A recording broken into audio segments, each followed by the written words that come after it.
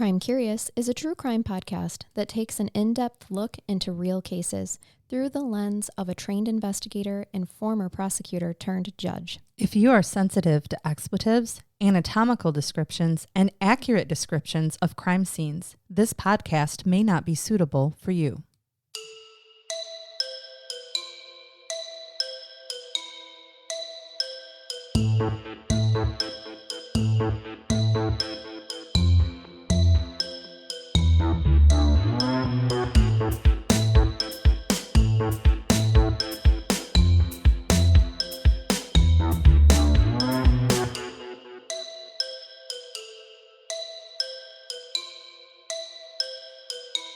Welcome to Crime Curious. I'm Charnell. And I'm Brainbath Jason. Megan is out of the studio today. We're going to shake all of our good luck gree-gree, and we're going to give her a great episode to listen to. I'll rub some stuff. Okay. That's actually just a flower pen. I know, but she always plays with it. Oh, does she? Since she's not here. Okay. Play with it in her absence. I'm sure she appreciates that. So she likes listening, too, when she can't be on an episode, but... Today, Jason, we're going to actually take a small break from our typical true crime coverage, but don't worry, because there's still a story. Crimes do still happen, but today's topic is going to rouse some conversation about the human psyche, and I don't know, I'm really interested to hear what you're going to think about all of this. Color me intrigued. Yes, you should be. Everyone should be intrigued. But before we get to this very interesting story, I do have to explain the foundation for which this story comes from. And what we're going to be talking about today is endurance art. Have you ever heard of endurance art? Is it like painting for a really long time? No, but I could see why you would think that. Isn't that how all art is? I guess, that way? But like just not like starting and not stopping for like 72 hours. No. Kind of similar in the aspect of when you mentioned longevity of hours, starting and not stopping. According to Wiki, and it was everywhere else the same place as well. Kiki Wiki. If you don't know, Kiki Wiki is a 1602. Wasn't that the 1602. year? 1602 slang. Shakespeare. For a male member. Yeah. They used to call it a Kiki Wiki. It's the first known slang for peni. The more you know. We're here to educate the public. Yeah, you know. Well, endurance art is a kind of performance art involving some form of hardship, such as pain, solitude, or exhaustion. Performances that focus on the passage of long periods of time are also known as durational art or durational performances. Nope, I see your face right now. I'm thinking of Jim Caviezel in Passion of the Christ. Well, maybe something. I don't think I'm on the right track. Well, honestly, you're not too far off. I mean, you're going to be really intrigued by all of this. I personally did not know of endurance art. I guess what I should say is I had seen people, for example, I was in a airport just last year, and there was someone that was doing endurance art. They were actually sitting still basically in an encasement in the middle of the airport with tools all around him. And he was a real live human and wasn't allowed to move. He was a performance artist. And they had a little blurb about him on the window, but he just sat there all day long while people stared at him. I didn't realize that was called endurance art. I didn't realize there was a whole fad about this, honestly. And I shouldn't say fad. There's a whole aspect to artistry about this. The reason I said fad is because human endurance contests, which is different from performance art, were actually a fad of the Depression era in the United States from the 1920s to the 1930s, which I kind of feel like the Depression was an endurance contest itself. Yeah. So why did we have to create a whole fad about it? We took it too far. I feel like I'm really excited about this episode, but I feel like if we were somewhere and we saw someone in a box, and you're like, "Hey Jay, that's endurance art." You wouldn't be appropriate. I wouldn't be appropriate. The comments that would come out, we can't air at the general public. No, we can't. Also, I have to tell you, there were plenty of people in the airport, mostly juveniles, so I'll just lump you right in there, that were trying to get the performer's attention to have him break roll, and it didn't happen. Well, that's impressive, I guess. Yeah. When did he go to the bathroom? That's my biggest concern. Remember what I said. Performance art involves some kind of hardship, such as pain, solitude, or exhaustion. The answer is he didn't go to the bathroom. He is one UTI and a kidney infection away from not being able to perform anymore, I'm sure. At some point, the doctor's like, this is a bad idea. It's time to stop. Oh, we will get to it, honey. Okay. Don't worry. Writer Michael Phelan actually traces the genre of endurance art to the work of Chris Burden in California. Burden spent 5 days in a locker called 5-Day Locker Piece from 1971. He also had himself shot in a piece that he called Shoot in 1971. Like with a gun? Mm-hmm. Mm-hmm. And he lived for 22 days in a bed in an art gallery in what was called the Bed Piece in 1972. Creative. Not real creative in his wording. I mean, the 5-Day Locker Piece, Shoot, and the Bed Piece. None of these seem like a good idea. Oh, no. We're going to get to benefiting? Benefiting. Yes, he's benefiting. Benefiting financially? Well, like, is someone paying him for this? That aspect of it truly depends on who you are, who is putting on your performance. Yeah. But not always. No, not always. Other examples of endurance art include Sorry, it's contagious. Tesching, it really is.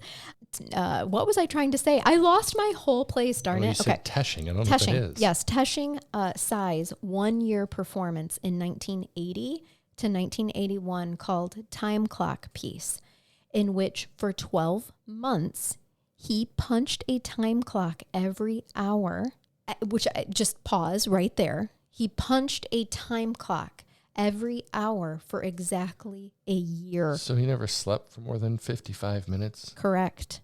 Remember, performance art. Yeah, some sort of hardship or pain, exhaustion, solitude. I will give some credit for the discipline and dedication. Oh, yes. This is why they're performers. I did that 22-day push-up thing once. Yeah. That was tough. It was. Yes. Same thing. Same thing. Pain, endurance. Yep. You were practically a performance artist. Almost. So I also found this one interesting.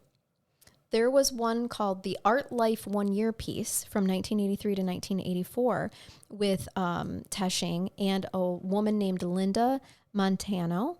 They spent a year tied to each other by an 8-foot rope. Nope. Not enough. I don't want tied to anyone. Love my husband and children dearly. Couldn't be tied to them by an 8-foot rope. Sometimes it's like an umbilical cord. I've already done that. Yeah, kinda. Your face. Anyway, who we're going to talk about today is the performance endurance artist named Marina Abramovic. She became rather famous for her endurance piece called Rhythm O.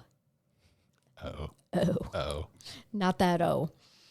This was a 6-hour-long endurance art performance. She's a Siberian performer, by the way.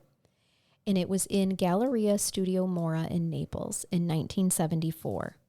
She didn't have a stage. She was simply in a room standing with the audience, and she gave very simple instructions. There are 72 objects on the table that can be used on me as desired. I am the object. During this period, I take full responsibility.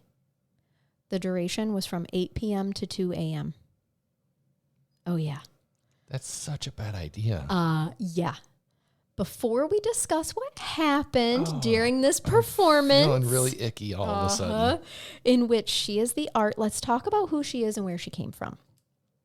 Marina was born in Yugoslavia, November 30th, 1946, and raised by relatives who were partisans during World War II and worked under Tito's communist regime.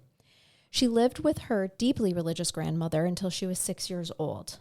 When she was 6, her brother was born, and she began living with her parents while also taking piano lessons, French lessons, English lessons, Although she did not take art lessons, she took an early interest in art and enjoyed painting as a child. Now, her family, I said, her family worked under Tito's communist regime. They were militant, both of them. That's why her grandmother was raising her until her brother was born. Life in Marina's parental home under her mother's strict supervision was difficult. When she was a child, her mother beat her for showing off. In an interview published in 1998, Marina described how her mother took her complete military-style control over her and her brother. She was not allowed to leave the house after 10 o'clock at night until she was 29 years old. I saw your head wobble where you're like, well, that's reasonable, 10 o'clock at night. No, until she was 29 years old. That's excessive. Uh-huh. So that means all the performances. Yugoslavia. Well, all the performances that she did in Yugoslavia, she had to do them before 10 o'clock in the evening because that's when she had to be home. So she said she cut herself, she whipped herself, she burned herself. She actually almost lost her life in a piece that she called the Fire Starter. Oh my God. I'm sorry, I said starter. It was called the Fire Star. All of that was done before 10 p.m. in the evening because she had to be home. Said she had to be home. Yes. To the 29-year-old. Yes, to the 29-year-old. She knew. This is what Marina is saying. She's like, she knew that I was out there doing endurance art where I was cutting myself, whipping myself, burning myself, and then almost losing my life in the Fire Star. But yet she still wanted to make sure I was home by 10 p.m. I feel like a curfew is setting the bar really low for what this woman needed from her mother. I mean, the irony in it. You can go ahead and nearly die for your art, but I want you home by 10 because it's not proper and it's not safe for you to be out after 10. In Yugoslavia in the 70s, probably didn't have a lot of mental health services. I'm thinking I mean, I don't know that for a fact, but I'm going to speculate. Yeah. Well, and by the time Rhythm O is performed in 1974, she was allowed out after 10 because that happened between 8 p.m. and 2 a.m. in the morning. In an interview published in 2013, Marina said, quote, "My mother and father had a terrible marriage." And she then described an incident where her father smashed 12 champagne glasses and then left the house. She said, "This was my most horrible moment of my childhood." So suffice to say that, we've got some childhood trauma, certainly, but I don't think that is necessarily a theme or causation, could we say, from someone who goes into endurance art, certainly. But for her, this was definitely an aspect that she does acknowledge. Her form of art, her expression of art is self-inflicted pain. Let me tell you a little bit about it. It is. Risk of life. Risk of life. Mm-hmm. She began studying art at the Belgrade Academy of Fine Arts in 1965 and was soon lured in by the allure, the freedom, and the depth offered by performance art. She was particularly attracted to the capacity to utilize her body as a vehicle for spiritual self-discovery and transformation. In the late 20th century, she held a sequence of raw and emotionally charged performances that highlighted her body as a medium for the exploration of mortality, identity, and body politics. Keep in mind, in this area, her performances involving her body sparked a lot of debate, not only because of the danger, but because she used nudity frequently. So she moved to Amsterdam in 1975. This is after her Rhythm O piece that we're going to talk about, and it was a year later. I feel like she had to relocate after that. Well, she did. We will get to what happened during Rhythm O, but yes, she starts working with a man named Frank Huey Lespian. He went by Yule. Sure. Frank Huey Lespian. He was a like-minded performer from Germany. They began traveling, working, and living together that same year in 1975. Gender identity became a major theme in their collaboration, and the two traveled extensively putting on performances. Their work together tested the physical limits of the body and explored male and female principles, psychic energy, transcendental meditation, and nonverbal communication. Like they sat and had like ESP conversations with each other. They went into deep states of meditation and were able to, both of them, describe the same scenario, like the same pictures. They saw the same things in meditation. There is some debate of whether or not her art is about feminism, and she's always rejected that. She believes that she insists, honestly, that her pieces have always been concerned primarily with the body as a unit of an individual. And she thinks that, she traces this tendency to her parents' military past rather than concerning herself with gender ideologies. But her and Yulei do explore extreme states of consciousness and their relationship to like the normal architectural spaces around them, or even like the feminine energy and masculine energy. They devised a series of works in which their bodies created additional spaces for audience interaction. And in discussing this phase of her performance history, she said the main problem in this relationship was what to do with two artists' egos. I had to find out how to put my ego down, as he did, to create something that was like a hermaphroditic state of being that we kind of called the self-death. Like they realized their energetic polarities, her as feminine, him as masculine, their egos kind of clashing as artists, and they're doing all of these very interesting performance artistry together, but they have to get out of each other's ways too, and some artists and performers especially really want like all the credit too, Yep. Between 1981 and 1987, the pair performed Night Sea Crossing in 22 performances, where they sat silently across from each other in chairs for 7 hours a day. They did that 22 times between 1981 and 1987. And people would come and watch them. Sit and stare at each other. Could you imagine? For 7 hours a day. In 1988, after several years of tense relations, they decided to make a spiritual journey that they both decided together would end their relationship. So they each walked the Great Wall of China in a piece called Lovers. They started from two opposite ends and met in the middle. And the point was, when they would meet in the middle, that's when they were going to say their goodbyes. This was another performance endurance piece, but it had real life implications on their actual life. They were breaking up during this performance art. She described this particular piece as, quote, "The walk became a complete personal drama. Yulei started from the Gobi Desert and I from the Yellow Sea. After each of us walked 2,500 kilometers, we met in the middle and said goodbye. They would not see each other again for 22 years. She said that she actually conceived the walk in a dream, and it provided what she thought was an appropriate romantic ending to a relationship that was full of mysticism, energy, and attraction. She later described the process as, quote, "We needed a certain form of ending. After this huge distance walking towards each other, it is very human.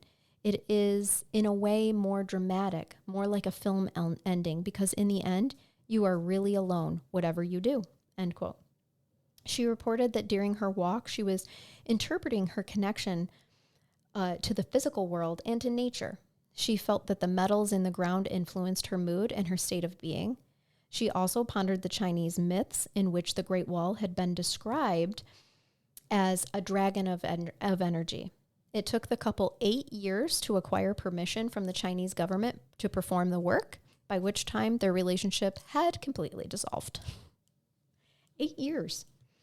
But let's now go back to what is arguably one of her most famous pieces that I had mentioned in the beginning. The O face. Rhythm O.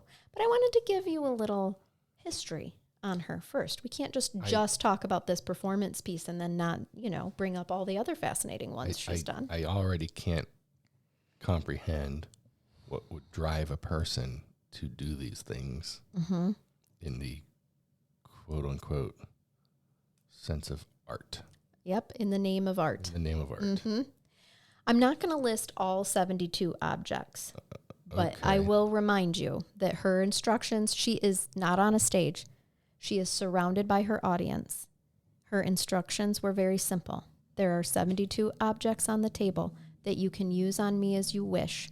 I am the object, and essentially they have no liability. She can't intervene, and they're not liable. She assumes full responsibility for what happens. I'm not going to list all 72 objects, but there are some that are definitely noteworthy, which include kitchen knife, scalpel, honey, a piece of wood, white paint, matches, a candle, rose, Polaroid camera, feathers, alcohol, grapes, sulfur, a bullet, and a gun. Among the other household objects, there were harmless things like apple, salt, cake, cotton, olive oil, a medal like that you would give someone, a comb, bandage, scarf, pen, spoon, fork, brush, safety pin, soap, flute, as well as red paint and blue paint. Her instructions towards the viewers were that they were given permission to do anything they wished using those items and those items only. The duration of her performance was set to last that 6 hours, in which she recognized that anything could happen to her. According to Marina, the performance drove her body to its limits. Initially, guests were kind and brought her a flower or a kiss. The performance began calmly. Then, someone made the step of lifting her arm up in the air. That action emboldened others to try and engage with her more physically, which, by the 3-hour mark, devolved horrendously. A knife was struck between her legs. Her clothes were cut away from her, male onlookers laughed, and she just stood there silently and cried. The audience members saw what others got away with and continued to do worse. Others wiped her tears and tried to intervene. Then there was a curious third party that kind of materialized out of the group. As the performance became increasingly bleak, a group who disapproved formed a unified collective of horrified individuals. And it wasn't, so at this point in time, it's not just Marina against the audience, but her facing an audience who were pitted against each other. By the end of the 3rd hour, she had endured a series of sexual assaults from those who took advantage of her performance to harm her body. In the 4th hour, the same blade used to pry off her clothes was used to cut her neck so that a person could suck her blood. Eventually, the small group of concerned onlookers responded to the performance, and they started to actually form a protective circle. Accounts of this next part of the performance are all varied, but the distinct moment that someone pressed the loaded gun to her head and forced her fingers around the trigger remains an undisputed detail. This was the last straw for the group, who couldn't stomach the obvious danger that she was in, and they tried to intervene. Whether it was that which stopped the performance or the 6 hours elapsing is still disputed. But we know that factions rose up in the audience, and the cruelty that they were inflicting kind of is similar to the Stanford prison experiment. But drunk on power, the otherwise nonviolent audience members were capable of extreme actions. It was a play on group dynamics that illustrated with great impact how easily groups are led when under the right conditions. When the 6 hours was over, her performance was done, and she could be Marina again. She walked toward the group, all of whom seemed to snap out of it now that there could be possible consequences, and they ran. They bolted from facing their own shame and guilt and left the building. Thoughts? No, they're not surprised. I mean, yeah. I don't think I could hang around. I don't know that. Or do people hang around out of morbid curiosity? Yeah, it's literally what the expression. It's a train wreck, and you can't turn away because you don't want to see what's going to happen, but you almost have to. Yes, you can't not. Well, and I think those that felt protective of her wouldn't allow themselves to leave, just in case it got to a point where. And I feel like she knew there were going to be some sick individuals that Yes. pushed the limits. That's why she put those objects in the room. She knew people would do those things. And I think she also knew that just there had to be people in the group that would feel horrible about what was going on. And I think she knew that some people would probably step up to try and stop the other horrible shit from happening. For me personally, if I take this back to reflecting on her childhood, I wonder if she needed to just see that there is a part of humanity that would intervene and stop the abuse. Yeah. Because when you're a child, when you're a helpless child, when you feel like there is no one good in the world, because you're questioning everything and you're raised with extreme religious programming, right? So you're wondering, well, where is God when all this abuse is happening to me? And why, and feeling so out of control. Why can't I stop this? Why am I not good enough to be loved? And they're abusing. I think something like this helps prove to her on a subconscious level that not everyone is evil, right? Like that there is good in the world. Now, obviously, this was extremely traumatic for her. It also goes down as an incredible artifact of performance art, okay?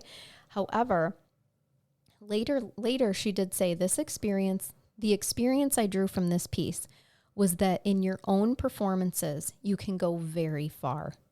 But if you leave decisions to the public, you can be killed.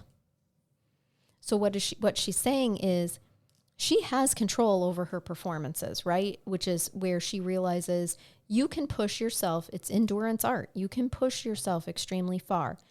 But if you leave it to anybody else besides yourself, you could be killed. In other words, everyone is capable of disappointing you.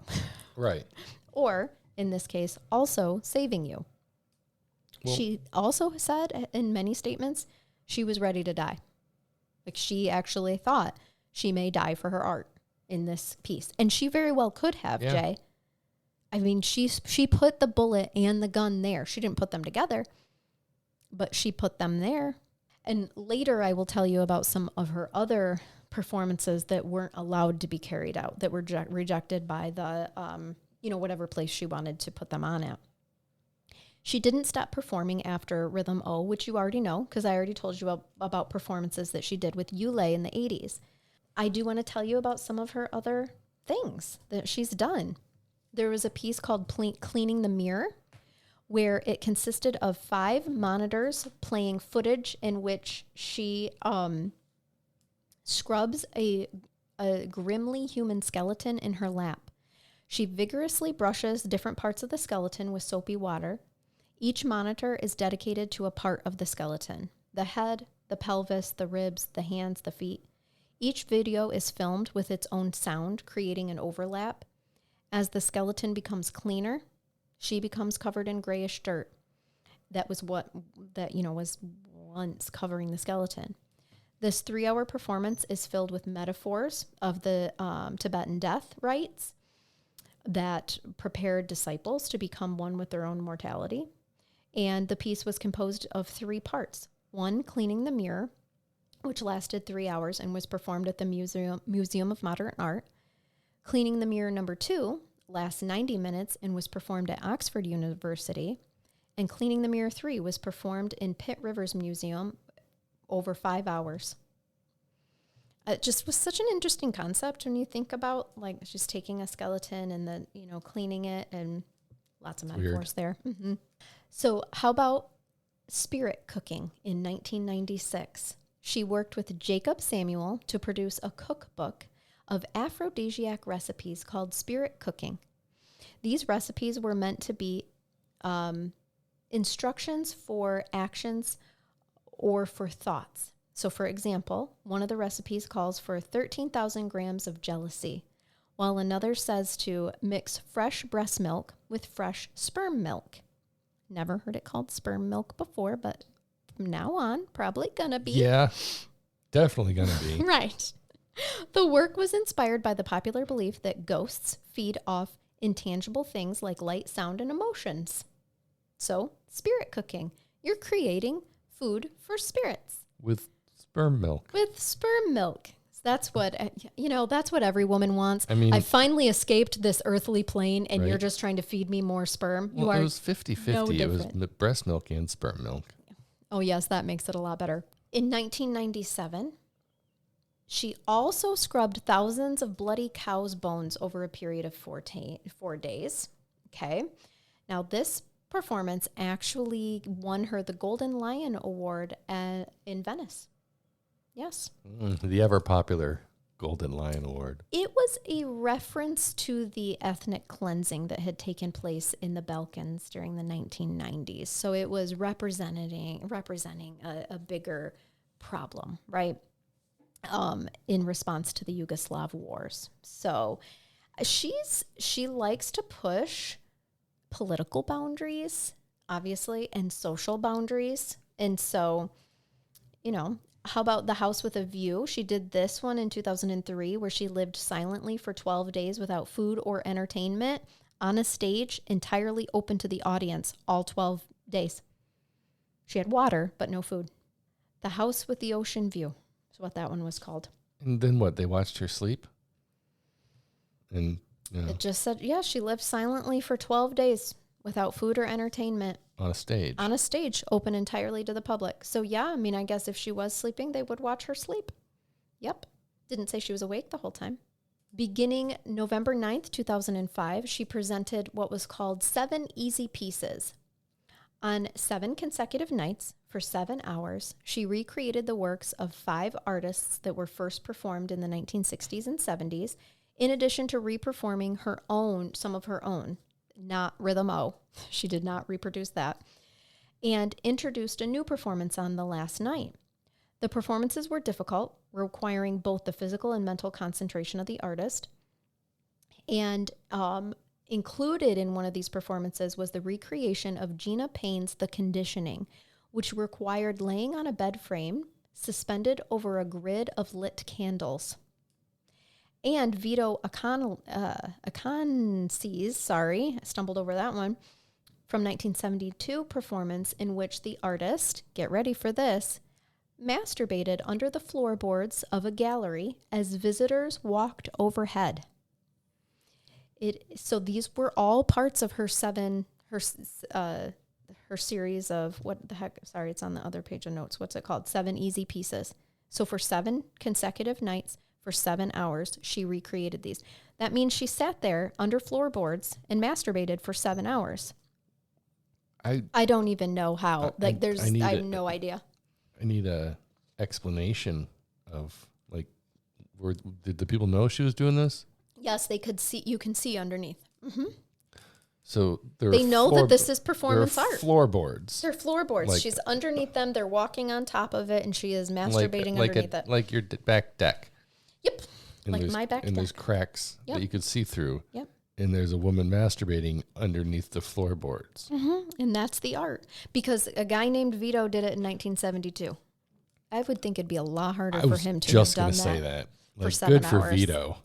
A lot of these performances could be seen as tributes to the past, but many of them were altered slightly from their originals to fit, current state. But all 7 of the performances were dedicated to her late friend Susan Sontag that had passed away. Now let's talk about the piece called "The Artist is Present." It went on from March to May 2010. This happened at the Museum of Modern Art, and it held a major retrospective and performance recreation of her work. It was the biggest exhibition of performance art in the Museum of Modern Art's history. And during the run of the exhibition, I'm trying to say, this was a 736-hour and 30-minute static silent piece in which she sat immobile in the museum's atrium while spectators were invited to take turns sitting opposite her. So for 736 hours. So she had a staring contest. She did. And participants got to just come and stand in line and sit and stare until they couldn't handle it anymore. That's months. It went from March 14th to May 31st, 2010. Everything this woman does ranks about a 9.0 on my weird shit-o-meter. Absolutely. You want to know a special surprise? Oh, yeah. Yulei made a special appearance on the opening night of the show. Did she know? No. He sat across from her. Tell me that's not romantic. Sure. Yeah. I mean, for performance artists, that was romantic as hell. So what she did is she sat in a rectangle marked with tape on the floor and on the second floor atrium of the Museum of Modern Art. Theater lights were shown on her sitting in a chair opposite her. Visitors waiting in line were invited to sit individually across from her while she maintained eye contact with them. I hadn't said that part yet. She had to maintain eye contact with them. Visitors began crowding the atrium, and with days of the show opening, some gathered before the exhibit opened each morning to get a better place in line. Most visitors sat with her for 5 minutes or less, while a few sat with her for an entire day. The line attracted no attention from museum security until the last day of the exhibition, when a visitor vomited in line and another began to disrobe. Tension among visitors in line could have arisen from the realization that the earlier visitors spent with her, the less chance that those in the back of the line would be able to sit with her. Due to the strenuous nature of sitting for hours at a time, art enthusiasts have wondered whether she wore an adult diaper in order to eliminate the need for bathroom breaks. Others have highlighted the movements she made in between sitters as a focus of analysis, as the only variation in the artist between sitters were when she would cry if a sitter cried, and her moment of physical contact with Yulei, one of the earliest visitors of the exhibition. So other than that, she sat across from 1,545 sitters. Now, sitters were asked not to touch or speak to her. By the end of the exhibit, hundreds of visitors were lining up outside the museum overnight to secure a spot in line the next morning. But she concluded the performance by slipping from the chair where she was seated and rising to a cheering crowd of more than 10 people, that was more than 10 people deep. Like, right. This huge, Yeah. A support group for the sitters called Sitting with Marina was established on Facebook, as was the blog Marina Abramovic Made Me Cry. The Italian photographer Marco Anali took portraits of every person who sat opposite of her, which was published on Flickr and then compiled into a book. Now I promised you I would tell you about some unfulfilled promises, or proposals, shall I say, not promises. She had proposed some solo performances during her career that never were performed. One was titled, Come to Wash with Me. This performance would take place in a gallery space that would be transformed into a laundry with sinks placed all around the walls of the gallery. The public would enter the space and be asked to take off all of their clothes and give them to her. The individuals would then wait around as she would wash, dry, and iron their clothes for them. And once she was done, she would give them back their clothing, and they could get dressed and leave. She proposed this in 1969 in Belgrade, and the proposal was refused. I totally would have done that. You would stand there naked? I'd just stand there naked while some lady did my laundry. Would you really? I don't know Probably. if I could. I'm not sure. I don't know if I could do it now. Would be so exposed. The younger me would totally have done that. Oh, yeah. No, Nobody, younger me was way more shy than the current me. Oh, see, no, nobody needs to see this. No, I'm the polar opposite. Oh. Oh no, and which is stupid. I wish I would have embraced my physique when I was younger. If only I had known then. What I know 3 children now. In 1970, she proposed a similar idea to the same gallery. They also refused. This piece was untitled, but she would stand in front of the public dressed in her regular clothing. She would present on the side of the stage with clothes racks adorned with clothing that her mother wanted her to wear, including oversized items such as a bra or a slip. She would take the clothing one by one and change into them, and then stand to face the public for a while. From the right pocket of my skirt, I take a gun. From the left pocket of my skirt, I take a bullet. I put the bullet into the chamber and I turn it, meaning spin it. I place the gun to my temple and I pull the trigger.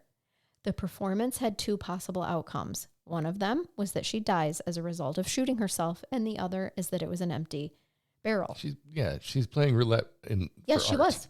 Yeah. That's a horrible idea. So that one was rejected. Good call. Nothing like traumatizing people Right. by shooting yourself in front of them. Yeah. But I did find it very interesting from a psychological perspective that the performance starts with her taking oversized clothing that her mother forced her to wear and putting it on. She's totally traumatized. And then either, just putting this bullet in this gun and it's roulette completely. Being active for over 4 decades, she considers herself the grandmother of performance art. She pioneered a new notion of artist identity by bringing in the participation of observers, focusing on confronting pain, blood, and physical limits of the body. In 2007, she founded the Marina Abramovic Institute, called the MAI, a nonprofit foundation for performance art. And she also has, she's done different big scholarships. And she really has given back to this field. In September 2023, she became the first woman to have a solo exhibition in the Royals Academy main galleries. The show, which she helped stage while recovering from a near-fatal heart attack, explored how her performance works might be reinterpreted or re-performed by others, testing the endurance of her legacy through archival footage, installations, and live performances by artists trained in her method, in her MAM method. So she's given back a lot. She was born in the 40s, so she's quite elderly now. She's she's about 80. Yeah. So I think she's probably endured enough, but she really was like the grandmother of endurance art. She was the first one to interact the audience engaging with her with Rhythm O. She was not okay. No. This is trauma splatter all over the place. Absolutely. But that's not for us to judge. No. But this is how she has coped, if we can call it that, with her trauma. And she's turned it into a career. She's turned it into, I think controversial. I think that this could be a dangerous concept if not regulated, which there are regulations. The one performance was turned down about the possibility of her dying. That's a good choice, but you can't have other people willingly get naked while you do their laundry, but you can stand there and let people assault you because you're willing to do that. Yeah. I feel like if you have these people sign a waiver, they could stand naked while you do their laundry. Well, I'm really disappointed that one didn't happen. In 1970, I think it was probably because of the place. It was 1969 and the place she was trying to perform it. I bet today that one could probably pass. But I am grateful that we didn't attempt the roulette gun one that was untitled, by the way, because what do you even title that? But yeah, what'd you think? A little bit of a different. Sometimes I bring different weird. cases, I enjoyed it. But crime happened. She was sexually assaulted during Rhythm O. She said it was okay, and she said, she took full responsibility. Which is how we can really get into how disgusting is that there's random people walk off the street and that's what they choose to do. Yes. Or is it this crowd/mob mentality? That one person does it, that makes it okay for me to do. Or one person does this, I can take it a step further. Yes. And the minute that clock ended, that 6 hours is up, they literally were like, my God, we need to leave. They ran. It was 100% mob mentality. Lots and lots of mention of that during the research about what this says towards, about the dangers of humans in groups. Well, and here's how I love to relate things to movies. Of course. You saw Men in Black. Oh yes. There's a great scene in it where Tommy Lee Jones, they're talking and they're like, "Why don't you tell people about this?" And Will Smith says, "People are smart." He said, "No, a person is smart. A group of people is stupid." Absolutely, it's so true. Yeah. And this shows it. There's photos. You can look up photos of Rhythm O, her crying. Oh, I don't want to see that. Not at all. It's a lot of men standing around. It was 1974.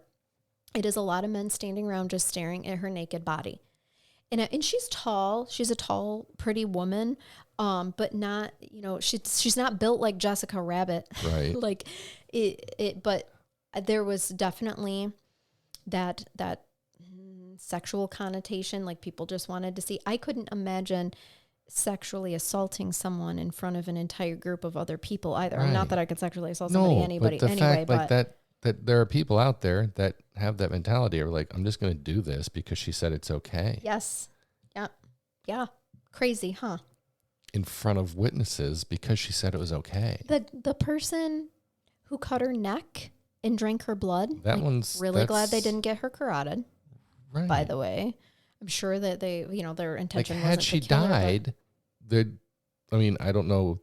Obviously, she had the paperwork done. 1974. Is that I don't valid? even know. Like what that? Yeah. She just said, "I'm responsible. During this period, I take full responsibility." Those were her words. Which, I don't know. A good lawyer could be like, she was making that under duress. Right. She's not. I don't know. But that was crazy, huh? Interesting. We haven't done one of these in a long time, so I thought that I would bring us a funny obituary.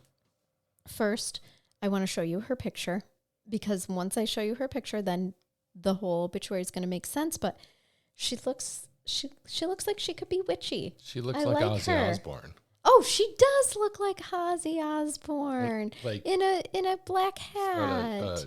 Slash from Guns N' Roses top hat on, and long black hair, and the hat's over her eyes. I love it. Her name's Holly Blair. It says, Holly Blair exploded into glitter and bats on August 17th, 2020.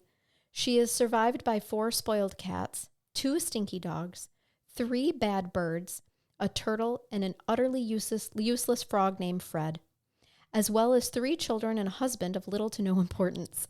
Her remains will be interred under a tree with a ridiculous multitude of animals she rescued, both wild and domestic. Her future plans include drinking beer with Terry Pratchett and flying across the moon on her broomstick on Halloween. She has also promised to communicate with us from beyond via the cocktail psyche. We ask that everyone carve extra jack-o'-lanterns on Halloween this year in her honor. All hail the Wicked Witch of Juniper Road.